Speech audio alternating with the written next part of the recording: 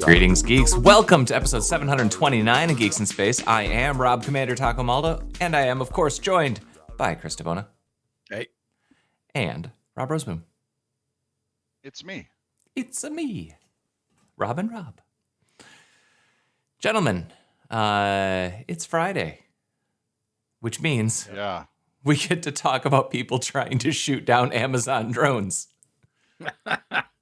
Because, I mean, that sounds like fun. It's America. That's right. Supreme Court says we can shoot down drones whenever we want. That's right. Especially in New York. The story, it's Alaska, at least. No, it's California. I really embrace that they're trying to get to the roots of being a porch pirate. They're not just taking things off of porches. They are using weapons. They're embracing the pirate history here. Yarg. And actually shooting them down out of the sky. I wonder if we should issue a letter of marque and reprisal as a country against non-America drones, so that if you get them, you can sell them, and the government will only keep 5%, and that's it. We can start being privateer drone shooters. I think this is a great idea. This is a brilliant idea, Chris. I can't wait for the drones to come to my neighborhood so I can start shooting down free space candy. Oh, my neighbor's got a couple. I'll get a bounty here. Give me 20 minutes after the podcast and I'll have a bounty. Excellent. The article is funny because they interview it's farming country, and they're talking about it's the drones spooking the cattle, and then other people are like, yeah, whatever, it's Amazon. I buy everything from Amazon. It's a nice spread of opinion, but mostly just people who want to shoot drones. Yeah, and I just want it to be clear that I never shoot a drone unless it's in flight, because it's not sporting otherwise. It's true. So yeah. What do you call? I'm not one of those who just shoots a drone on a counter, on a whim, or a shelf, right? I let the drone in the air first, so it has a sporting chance. What are the things? The clay pigeons. If you can hit a drone with the clay pigeon. Wow. Can you imagine? That's a cool idea. Oh. Yeah, you have a drone. I mean, America loves guns. America loves drones. Why not combine them into one sport? So you have drones flying around. You see people trying to shoot them down at the range. Oh, yeah. That won't end badly. No, not a bit. No, it seems to be a very popular thing for people to do in Star Trek. That's all I'm saying. Shooting drones or delivering. Yeah, they have packages? all sorts of hologram programs where they shoot stuff that flies around. Mm-hmm. They do it all the time. Star Wars too. Yeah. It's for training. Pew, pew, pew, pew, pew. I didn't actually put one on the list for this, but have you guys watched this week's Star Trek? I did. I don't know if I'm caught up actually on this week's, but yeah. And is it good? So Rob might be surprised by what I have to say about this week's Star Trek. I think this was the best version of the holodeck has gone awry. Oh, good God. Some omnipotent force has put us in a fairyland, something like Q. I think this was the best version of an episode like that they've made. I loved it. I have two quibbles about it. One being, I wish they had aired it later in the series so that you could get a better understanding and appreciation for the relationship between the Doctor and his daughter.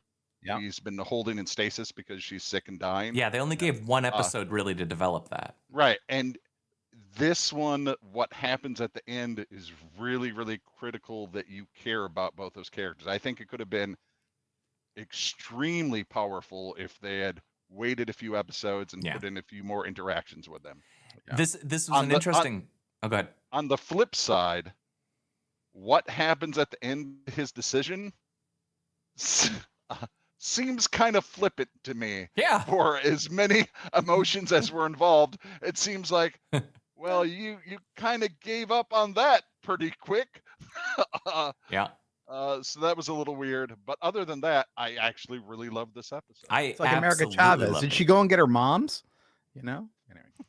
I thought this episode was fantastic. I think that they aired it as soon as they possibly could because you need to know the characters in their normal state before you can see them at Ren Fair and have it make sense.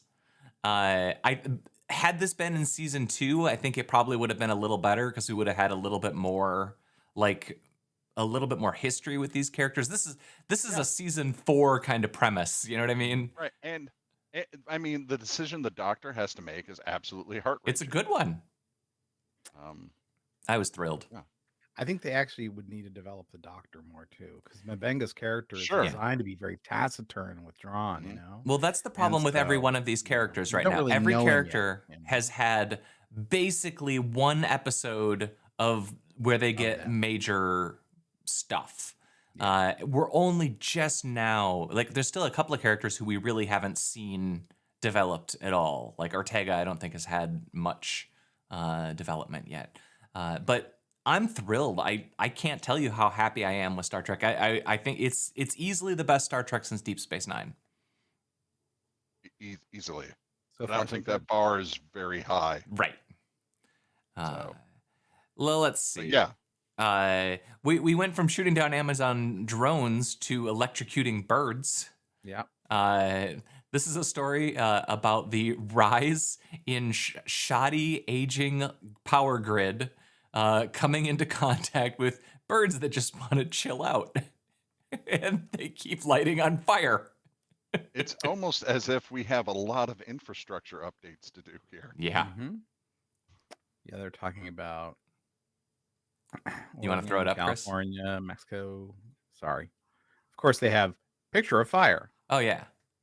And can I just say, I'm not a fireman, but that doesn't look very effective. Is he just shooting that little tiny pea stream into that blazing inferno? Has anyone got a super soaker? You know, it doesn't seem very effective. I drank a 2-liter Mountain Dew. Maybe I don't understand. This is where they have to explain to Joe that the heart of the fire is more figurative and that shooting it with a hose won't actually kill the whole forest fire. But God bless him, he's trying. En la fuego. That's a pretty impressive picture. It is a pretty impressive picture. But that one says that it was started by a bird. Something over here with an exit sign. Yeah. So there's turns out a number of fires were started by birds standing on power lines bridging the gap and falling to the ground like a Molotov cocktail. The article does note that there's a thing in there. It says, to better document this foul play, Taylor Barnes, a biologist at EDM International. Foul play, and he works at EDM International. Good for you. What's the bird in connection to EDM? You know, reading this makes me want to conduct a study to see if certain birds are more flammable because of higher fat content than others. That's good. Right? That's good. Yeah. I mean, you don't ideally, have to worry about the sparrows, but crows carry enough body fat that they'll burn for 5 minutes after you electrocute them. Right. Although I imagine, animal rights activists might have some problems with my methodologies. So what cracks me up about this, power lines aren't just a fire hazard. They're also a threat to birds. A recent study in Iran found that 235 birds electrocuted. I'm like, wait a second. That's nothing. Hold on a second. 15% were species of concern. Yeah. And I'm like, 1/10 the birds that fall out of nests and die every year were electrocuted and died. It's a big problem. Yep. That kind of sums up one of our standard complaints, right? Like the number has no meaning without context. Yeah. Right. How many birds started a fire of the 235? Yep. And 235 is nothing out of the million birds. Yeah. And this is and a population of what, 76 million people? Right. And then you got to throw out outliers like gangs who have crows that they teach to set stuff on fire because those things are horrible, right? So they skew all the data. You got to throw that stuff out. Bird gangs, wildfire trolls with their tactical drone right, fire. And then you also got to throw out the pacifist seagulls and stuff like that. It's just once you get to the actual number, throw out the outliers. Right. Okay. Well, I have I asked Google, and I'm actually pretty disappointed. How many birds are in Iran? They just talk about the species of birds. No, I want to know the number. Google. I'm gonna have to file a bad search result. Bug report. Yeah. Well, according List to our of birds in Iran. I want every one of them. You know, there's Bob. There's Bob's sister. according to our count, there's 1,413 birds in Iran. Chris. With a margin of error of 4 million. There's a lot more than that. Look, they've got plovers. I like plovers. Hmm? You know, my kid. Oh, when they've they got were in beaches. daycare, we're in the snowy plover cohort. So, Well, The real question is if they have snipe. well. oh man, you got to be looking Isn't for your snipe snipe. fake? Oh no, wait, it's got a snipe. Oop. Painted There snipe. you go. That snipe was like the thing you tell somebody to go hunt. It and is when it doesn't around exist. here. Okay. Yeah. It's to scare children in the woods. Isn't that literally what they used in Up to get the little boy to go leave the old man alone, go look for snipe? Maybe. Yeah. Well, okay, we got a good one. I know you watched this, Chris. This is the new Jenni Nicholson video about the Church Play cinematic universe. And the thing that I think is crazy about this is she's been complaining on Twitter for like a week to try to get this thing through all the copyright strike blocks. Oh yeah. Because it's what it is it's some church that does an Easter play every year with fairly elaborate production. And each year is based on like a theme. That in the thumbnail they're showing that it's the year based on Marvel, but there was another year of Star Wars, and there's another year of Pirates of the Caribbean, and they sing, and it's hysterical. Man, when I was living with Shannon, our mutual friend who did concert and sound production, I would say easily, especially if he was in West Michigan during the spring, probably a quarter to half his income was by doing various Easter plays at mega churches around the area. They put a lot of cash into these things. But this video is awesome. This videos scream. It is so funny. She has such great turns of phrase in there too. The post crucifixion lament. And how the Jesus character has to die, in each play, but like it's not necessary that they're crucified. Sometimes they're just shot, but then they resurrect. And like one, oh my God, that's their con. There's their con. Jesus, I didn't see that. Oh my God. Yeah, I kind of like their con. I'm not gonna lie. I like that group. I mean, it's more consistent with Ricardo Montalban's portrayal than I mean, I'm not a fan of the fake muscle arms. That's a little cheesy. And I guess that's the pastor or something. Like there's this pastor guy through all of them. Yeah, and some of the people really can't sing very well. There's one at the beginning where one of the characters does the entire thing in an Ace Ventura impression. And they can't use real earbuds in these plays because they've been deemed satanic. And by the end, they're basically just doing karaoke, and sometimes they change a few words, but not really very many. But this video is just great. Here's Jack Sparrow getting hung. Yeah, I mean, but at least that was, on a cross suspended over the deck of the boat, because, as she says, that's the main area for your crew. You definitely want to have a rotting corpse. Robin Hood one. It's not. No, isn't this the Michael Jackson one? Yes, but it's the Robin Hood themed with all the Michael Jackson songs. Oh, was that how it worked? Oh my God. Yeah, it doesn't make any sense. Yeah. It's I'm trying to find all the crucifixions for you because I know how much you like this. Oh, crucifixion. Princess Bride. Big fan. Crucifixion. And I mean, like, the kids don't watch The Princess Bride anymore. You know what I mean? I've tried. My kids don't care. Well, I blame parents then. Yeah, well, for sure. Anyway, this video is a must-watch, and it made me very happy. Some of the jokes are really great. The superhero one, they've got a joke about how the Marvel heroes and the DC heroes have to get along. Yeah. It's so weird. They hung him on the bat signal. By the end, they start bringing back costumes from previous shows because they Oh, clearly yeah, just it's have the good. costumes. So they're like, all right, I guess some Star Trek people are going to show up in our Marvel thing. Oh, Chewbacca. Come on, Chewbacca, buddy. no. How far Chewie has fallen. Hasn't he suffered enough? He lost his best friend. Yeah. Yeah. Didn't make it home in time for Life Day. Yeah. Poor Nala and Lumpy. Jeez, I forget. Every now and again, I forget that thing existed. Not me. I watch it every Christmas. Oh, Rob. I have a problem. She spent probably the most time on the Back to the Future one. No, there's. Oh yeah, that's right. He was hung against the clock. Yeah. Yeah. Wow. Yeah. It's just as bad as you want it to be. It's kind of extraordinary. But I will say, in Jenny's defense, this is criticism born from love. For sure. It's like it's absurdly respectful. Well, and here's the thing that really made me kind of sad about it. The last several minutes of the video is her basically saying, I know you people are going to go and do something horrible to these people. Don't be mean. Don't be jerks. Like, they're just doing their thing. They're having fun. Yeah. I mean, it's like you wouldn't be mean to some cosplay team, doing their Star Trek shuttle. So don't be mean to these, I might be mean to people. those people.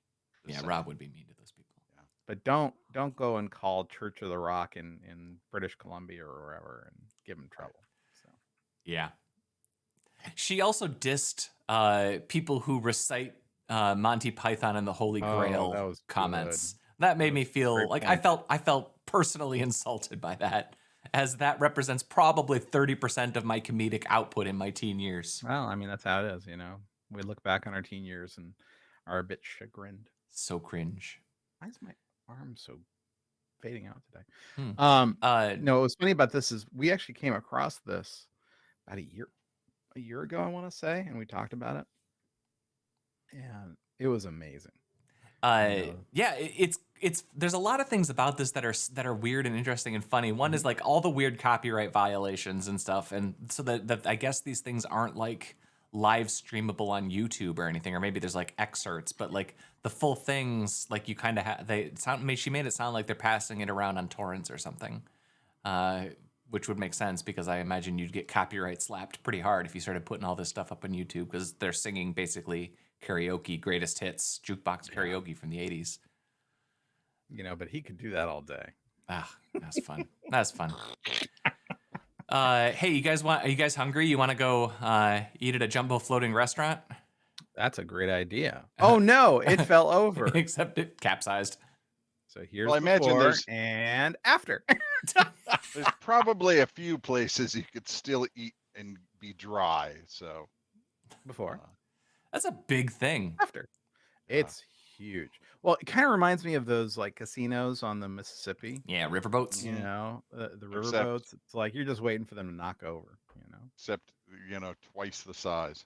Well, they would do ridiculous things. Basically, they would dig a moat. Well, they'd build the building with a hull, dig a moat, and then basically flood it. And like, hey, look, it's floating. Kinda. To get around the no land-based gambling. Oh, there was another one where they built an enormous complex, but the casino was actually on the floating part. So they had like a walkway across the water. Walk the plank. But you would walk the plank to the casino, and that's where you would get ripped off. And then you could walk back to the other parts. Just like being right, technically legal is the best kind of best legal. kind. You got it, especially when you're gambling, right? So after you finish your dinner, you want to drink. Have you ever wanted to try crab whiskey? Wait, you found a crab? Right. What is that about? I didn't load this one. This is Rob found this one, right? Yeah, it just actually this reminded me of a story I'd write for the game. Quite honestly, this is just a flavor of. In fact, we probably have a story of Manimal that's infused. Is this our second fish-oriented pun, or no? That was avian puns. These are fish puns. Those were foul jokes. Yeah. So anyway, these jokes make you crabby. Commercially worthless green crabs. They're smashing them up and making whiskey out of them. Delicious.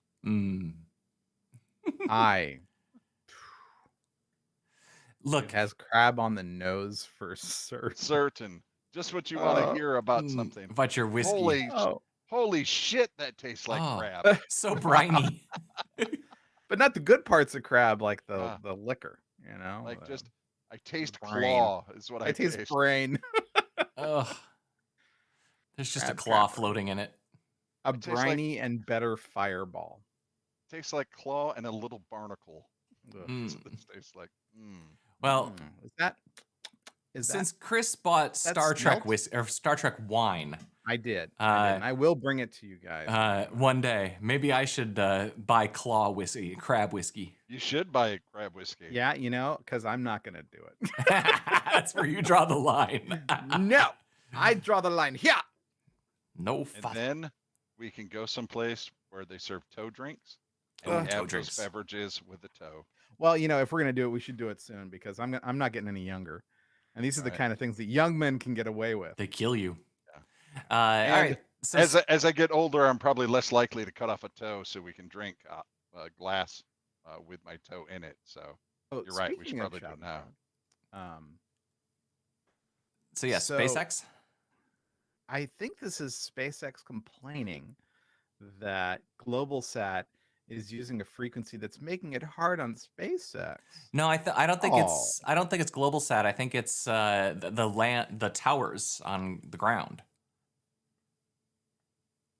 Oh, okay, yeah. It's just like whatever AT&T and those guys are doing for 5G. Oh, poor SpaceX, you know.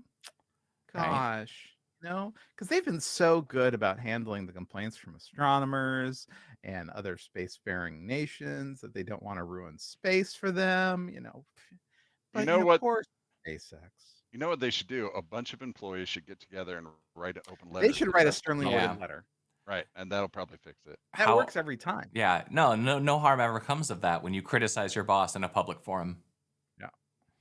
Yeah, I mean the story is pretty straightforward though. That unsurprisingly, the frequency that they're using for 5G overlaps with the SpaceX frequencies, and the towers on the ground for some reason are just putting out way more power than the ones in orbit, and they're drowning the signal out. Well, I mean, the thing is, so there is some truth to this. Of course, there's truth to this. The KU band operates between 12 and 18 gigahertz, and that's the typical band used by satellites. So there is some validity here. Right? Oh, for sure. This is a real problem. Well, I think it's a real problem for people other than SpaceX. But then I think to myself, well, wait a second. Why have the other satellite operators allowed this to happen? Why did the FCC allow this to happen? That I think what it is terrestrial operators are using the 12 gigahertz band to communicate with their satellites. And SpaceX is like, no, it's all ours. I don't think that's what they're saying. I don't think that's what they're saying. What are they saying? I think they're saying that the towers are drowning out the signals from space. I don't know. Yeah, I don't know either, but this is a weird one. I think that they don't exactly know is what it comes down to. This is about Dish's communications up and down. And that's a satellite operator. Huh. Wow. Included but unlimited to the 12 gigahertz proceeding. Wow. Gosh. I hope they sort it all out because I know that someday Rob wants to have faster internet. I mean, Starlink is a hell of a product, you know. I mean, it's really something else, but yeah. But if you want to pay for SpaceX or for your own Starlink, you could, maybe collect medals from dead relatives. Oh, yeah, that's true. But really, I think the open letter is the way to go. Oh, yeah. So while we're talking about SpaceX, the Supreme Court just made Roe v. Wade decision. They just made it public? Yep, they just made it public. Yay. It's been overturned, gentlemen. Wow. May you live in interesting times. Goodness gracious. Not really our lane, but just thought I'd mention it. Since I just got 9 alerts. Yeah. Well, yesterday they got rid of Miranda as well, basically. We're gonna live in a police state. Doo-dah. I hate to say it. We might already. All right. Boy. All right. Well, Here's Oh the funny boy. story about you can sell the metal from the bodies after you cremate them. Did we already talk Yeah, about this? We did in in the channel. channel. We didn't Oh, talk just about in it. channel. Okay. I was Gotcha. actually surprised how much money that guy. It was like 5 million euros Yeah. Well, from just scrap stuff For and one funeral home, right? yeah. yeah. Or one set of funeral homes there in, I guess, Well, Ireland a or crematorium. Netherlands. Yeah. The thing that I was thinking about is like titanium is pretty expensive, right? And they use titanium for joints. Yeah. But like I can't imagine that. I mean, maybe some of the rare metals. I don't know what you'd use for rare metals, but like Well, you recycle a phone, and that's only like a few bucks worth of metal once you recycle it, right? Yeah. yeah. Another thing that they sort of added into this that I wondered how much of a percentage it was that lots of people get buried memorial coins or rare coins and stuff like that. Yeah. So I was wondering how much of that accounts for the money because there's mostly just stainless steel and titanium in people. I imagine some of the screws might be more aluminum, but you know, probably covered in nickel or something. I just don't know. At least this particular article says that they're selling them for charity, but you know full well that this is happening in other places and it ain't going for charity. Also, my question is, can we buy futures on Uriah's Yeah. future crematoria output? Because that guy's got a lot of metal on him. I think if you just, had him give you $20, it'd probably be about the same. Yeah, that's probably true. Quite frankly, my wife's leg and foot is at least 50% metal at this point by weight. Cool. So she's more machine now than girl. Cyborg. Old steel has a toe. bunch of iron. All right. Well, let's see. I didn't read this one. Ohio State University secures trademark for the word "the." Yeah, this one I thought was great. How? Because, well, so when you introduce someone from Ohio State, for as long as I can ever remember, it is the Ohio State University. That's how they're always introduced. That's how they always say it. It's just crazy to me that passed the muster just because they've been saying the in front of it for so long. They're like, yep, that's yours. So if I make a t-shirt that says just "the," do I have to pay them royalties? Yes. So I would imagine so if you look at the trademark approval, let me bring up tests while you do this. Trademark search. So searching the trademark database. I guess the article looks like the has to be attached to Ohio State. The significance is just that their name is officially the Ohio State. Right. But you can have like the seal of the university with the word "the" on it. That's what they're selling. Fair enough. What's funny about it is, so here, it's hard to search just for the because it keeps on throwing this add-on search. Really, it's just too many things. So what I want to do, I guess, is sort of by date.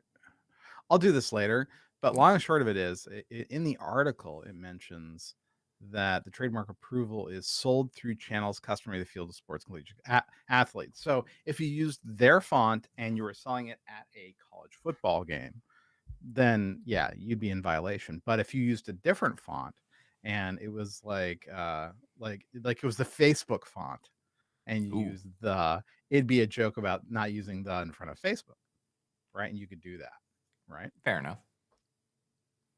And I think that would be defensible and fine. Or if you used it in other contexts. Remember, trademark is a collection of rights within a field, right? So it's why when we trademarked Fractured Veil, it was as a video game or an entertainment product, not as, I don't know. But then you get into weird situations. Because there's a lot of veil trademarks around like, veils for women, yeah. You get into weird situations like Apple, which ran into trouble with when they got into the music business. Well, actually, they got into trouble well before that. They made a promise they wouldn't get into the music business, and then they lied. And then when they did, they had to pay Apple Music a substantial fee. So government scientists have discovered the biggest bacteria ever. Its name is Gary. Gary. Yeah, they like it. He's actually nice. a nice guy. Yeah, you'd be surprised for a bacteria. Gary I is mean, the size of a Cheerio. I don't know that that's the biggest, to be honest with you. The size of a Cheerio? Measuring the width of a Cheerio. Well, they're Theo Skinny, so maybe they're the longest, but there's a place in Central America, I believe it is, where you can go and they have like these secluded lagoons where jellyfish have learned to grow in fresh water and they've lost their sting. So you can swim with the jellyfish, which are jellyfish size, but also they have a type of bacteria that's about the size of a marble, a very small marble that you can swim with as well. But perhaps they're not as long as that. And that's why they are calling this the biggest. I do like Theo Margarita. Sounds like a band name, like a Cuban inspired thing that you'd come Wasting across away in Theo Margaritaville. I mean, yeah. I mean, this is Theo Margarita Magnifica. I mean, Magnifica. I mean, this is a great sort of EDM band name, but like with a Cuban twist. You know. All right. All I do is play Cuban Pete on hard repeat. You know.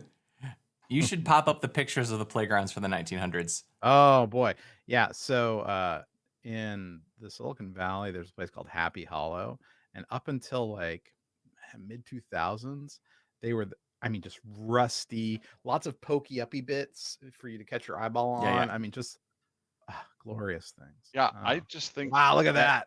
Yes. So that's gorgeous. The playground, the monkey bars, as we called them, in my day, weren't quite. Do we not call like them monkey this. bars anymore? I don't even know if they have them in a lot of places, like the traditional setup of monkey bars that we used to have that looked sort of like this. But I always remember they would lay, at least at my elementary school, they laid gravel underneath all that stuff. So if you lost it, you not just landed on hard ground, you landed in gravel. You know, you're picking little stones out of your face. We had a geodesic dome. What a terrible idea. Because like the kids are on top, like hitting the kids inside. Oh yeah, no, it's something. Yeah, there's just some of these things. They're just so high and so metal. It's no wonder that those people went on to become the greatest generation. Look at that glorious thing, you know. And you'd go, boop, boop, boop, boop, boop, boop, you know. And then there's this kid over here wearing a hat like an old man, you know. But all I'm saying is, he's wearing a suit. Kids wore suits back then and played on these amazing structures. That guy has lost 2 of his best friends on this jungle gym. And he has to go to one of their funerals after school. Yeah, there's like not a foreign legion, but a monkey bar legion. You know, that he goes to. You almost got a spit take. This was a time where they really weeded out the weak, Chris. Yeah, right. Oh God. You don't have to go hunt food or escape predators anymore. You just have to survive 5 years of the jungle gym, and if you do, you're worth it. Well, you can tell that this is the generation that grows up and puts man on the moon, as opposed to our generation, which grows up and, you know, ruins the planet. Modern. That's great. Okay, so we have a couple of other things that we can hit up if we want. But have you guys watched this week's episode of The Boys? I have. I am only caught up to. I think I have not seen this week's episode. Well, you'll know from the title that this week is Herogasm. No, I haven't watched Herogasm yet. Yeah, so I guess I also haven't watched Orville yet. Oh, look at this monstrosity of safety. Yeah. Yes, that's what I'm talking about. This is a rubberized surface. And if you look with an antimicrobial infusion. If you look at the background, what they have for monkey bars most places now, or like things like that with slide attached to the top, and covers and actual floors, not just bars. I remember how proud I was of Franny when we came across one of these and she climbed over and down and around. Yeah. I'm like, yeah, that's right, girl. You go. My kid got right on the roof. Like you're getting up on Yeah. top of here, like, well, it's for climbing. They can't stop And the me. other parents are like, oh, you shouldn't let your kid do that. They're gonna fall down. And I'm like, lady, why don't you take your pit bull, leash it up, and get the fuck out of here? Whoa. But yeah, Let's this see. actually happened, just for the record. Like she was smoking on a cell phone with an unleashed pit bull, telling me that I'm the fucking bad parent. I'm like, really? Leash your dog. Get the fuck out of here. I was so pissed. Anyway, she's like, he's yelling at me. She's gone full Karen. Oh, it was good. It was good. That was Glassville, though, man. What do you expect? You know? So the last the last things. Did either of you guys watch the end of Kenobi? Yes. I heard that Qui-Gon's Force Ghost showed up. Dude, you spoiled it for everyone. Oh, I'm sorry. Sorry, spoilers. It's a crappy show that squeezes the member berries at any chance it gets. Member? Who knew? Member? Member? I thought they ended it just as well as they could have. Yeah, it was fine. Yep. Again, my biggest complaint about it was I felt like they could have done a lot better to show the relationship between Kenobi and Leia, and the lifting droid and the member of the Resistance, because I thought that was probably the most powerful part of that whole show. And they showed like, yeah, he's been with us a long time. You could tell that he cared for her and all those things, but there just wasn't enough time for you to actually believe that there was a relationship there, right? Yeah, it's funny because it's like you can tell that it probably would have been better off as a movie, or like like 2 episodes less. Like they strung it out too much in the middle. Also, like if Darth Vader is strong enough to hold an entire transport ship at bay with the power of the Force, you can't tell me he just couldn't crush a person. Yeah, for sure. In a second, right? Yeah. So he could pop their head like kids in the hall and crushing your head. I find all that Force fighting to be very Voltron-ish. Yeah. Like, let's do a whole bunch of shit that won't work, and then we'll pull out the big guns at the end. Right. I understand why that has to happen in a movie. Well, I guess I don't, because I think one of the great things about The Boys is there's so many fight scenes where you think it's going to go like that, and nope. Whoever is strongest just absolutely annihilates whoever else is there. Just splat. Yeah. Usually with a gushy splat noise. Right. You know? Mm-hmm. It's like, when you watch the Avengers and you think, why is the Hulk on a team with Hawkeye? I mean, they're not even like on the same things. Right. Just the power level is so much different that not even close. So the only other thing that I think I saw Lightyear yesterday. Oh, how was it? It is the okayest of Pixar movies. It is so okay that I think I've already forgotten most of it. Oh, okay. I was so bummed. It could have been good. So I grew up with this kind of thing. Yeah, we had one of those. They had phased out the eyeball catchers. Yeah, mine had curved edges, if I remember. So it had curved edges, but otherwise I had this. Yeah. I remember kids falling through and like dunk, dunk, dunk, dunk, dunk. Yes. And if you notice, it looks like that is cement of some type or some concrete. Yeah, it's like an asphalt product. Yeah. That gonna hurt. So yes, that is something I'm familiar with. Yeah. This is with a little peak, like and honestly, the reason they had all the bars going all the way across is if you fell from up here, you couldn't get fast enough to hurt yourself. You gotta slow down. You would ping pong off these bars, you'd be fine. And you grab onto one maybe. You would definitely get hurt like you were playing, was that game in Price is Right, Plinko? Oh, Plinko, sure. It would be like that, but you wouldn't, have a twisted leg at the bottom. But you wouldn't break your spine, Right. You'd break an arm, like a good kid should. Right. I don't know. Like a rite of passage. Yeah, and this is all rope burns all the time, Oh yeah. But yeah, it's like getting chicken pox the first time, Just got to do it once. Yeah. That is amazing. I like those. Yeah, right. like 20 feet tall. Look at that. It's just a ladder. It's your turn. It's your turn, Robbie. Go real high. What cracks me up about this is it's not just the ladder, that they use. They use these poles, and they climb these poles, and I'm like, man, that sounds like a lot of work. Like I remember, in gym class, you would climb a rope. Some kids hanging from this motherfucker. In gym class, we would climb a rope, and you'd get 20 feet off the ground and just be hanging by a rope. But at least there were mats underneath. Mm. Yeah, those kids. Imagine the splinters from these spars. So great. Glorious. So great. The Umbrella Academy is out now too. I haven't started that yet, but season 3.